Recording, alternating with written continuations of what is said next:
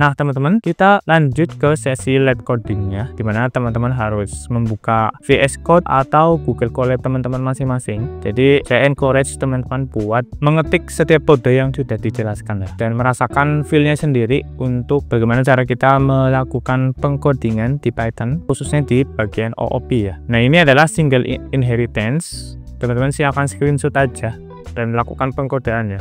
Dan teman-teman juga bisa mengubahnya. Kalau teman-teman kepo bisa diubah gitu. Maksudnya diubah itu teman otak-atik gitu, jangan full persis kayak gini ya toh. Ini adalah multiple inheritance. Kalau single inheritance itu parentnya satu, childnya satu ya. Kalau multiple inheritance parentnya satu tapi parentnya dua nih berarti ya. Kalau multiple inheritance parentnya dua, childnya satu. Nah satu child ini dia bisa memanggil dua parent gitu ya. Nah kalau yang multi level inheritance itu hierarkinya bukan parent sama child doang, tapi sama granddaughter ya, atau cucu ya. Jadi ada parent, ada orang tua, sama maksudnya ada parent, ada child, ada cucu gitu ya. Tapi intinya sih sama yang ini. Bedanya itu hanya di penginisiasian atau pemanggilan kelasnya.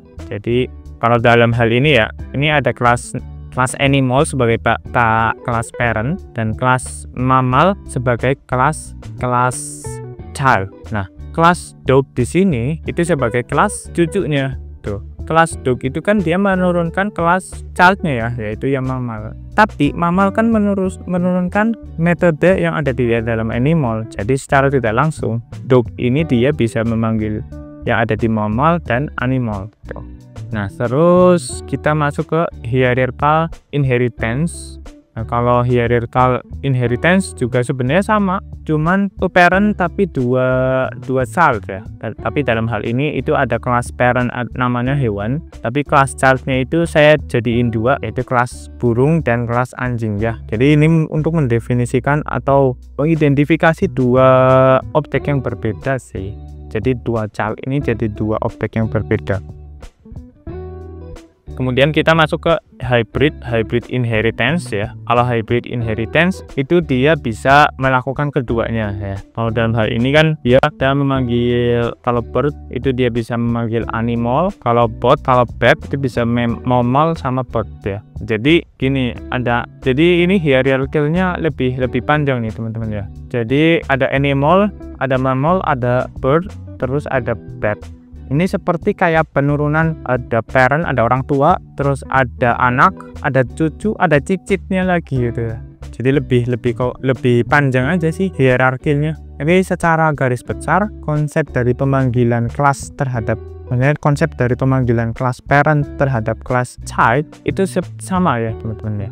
Nah kalau ini polymorph dan overriding ya, kalau ini dibedainnya sama fungsi aja, fungsi yang ada di luar dari kelas-kelas yang udah ditentuin, tapi dia bisa memanggil objek yang ada di metode suatu kelasnya gitu, tergantung variabel yang kita definisikan dalam fungsinya ya. Kemudian kita masuk ke penggunaan super. Kalau penggunaan super itu basically untuk mempersingkat penginisiasian. Kalau kita udah pakai kelas parent sebagai kelas animal, ya kelas childnya itu nggak perlu lagi menginisiasi nama dan usia ya. Dalam hal ini kayak gini tuh. Ini untuk mempersingkat aja.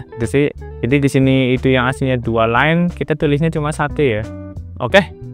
Itu aja pembahasan kita di pertemuan ke-14 kali ini. Kita udah berhasil sampai OOP yang kedua. Harusnya kalau teman-teman udah paham sampai OOP, teman-teman udah siap buat melakukan suatu project ya, terutama di project Python. Nah kalau teman-teman belum paham dengan apa yang saya udah sampaikan, silahkan teman-teman putar balik penjelasan di video kali ini. Kalau enggak, silahkan ngomong aja atau japri ke saya ya kalau nggak paham tentang OOP, biar ada solusinya lah, solusi bareng-bareng dan kita bisa paham tentang OOP bareng-bareng gitu ya. Tapi intinya nanti project UAS itu berhubungan dengan pertemuan-pertemuan setelah UTS, yaitu pertemuan yang ke-9 sampai yang sekarang gitu ya. Jadi teman-teman manfaatin waktunya, jangan sampai nggak ada waktu buat ngerjain kelas. Jangan lupa dikerjakan tugas yang ada di website, TIP Quiz dan esainya. Itu aja dari saya, kurang lebihnya mohon maaf. Sampai ketemu lagi di